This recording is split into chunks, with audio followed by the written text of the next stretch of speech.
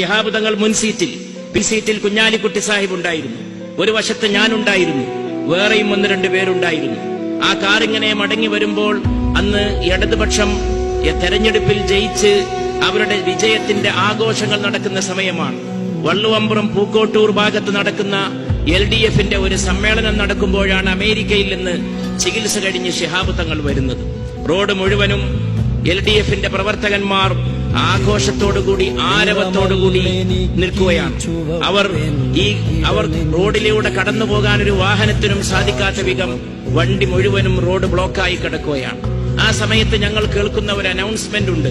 CPM-ന്റെ സമ്മേളനത്തിന്റെ വേദിയിൽ നിന്ന് ശിഹാബ് തങ്ങൾ ഈ വഴിക്ക് വരുന്നുണ്ട്, സയ്യിദ് മുഹമ്മദ് അലി ശിഹാബ് തങ്ങൾ ഈ വഴിക്ക് കടന്നു പോകുന്നുണ്ട്, തങ്ങളുടെ വണ്ടി കടന്നു പോകാൻ എല്ലാവരും സൗകര്യമൊരുക്കി കൊടുക്കണം എന്ന അനൗൺസ്മെന്റ് ആയിരുന്നു അത്.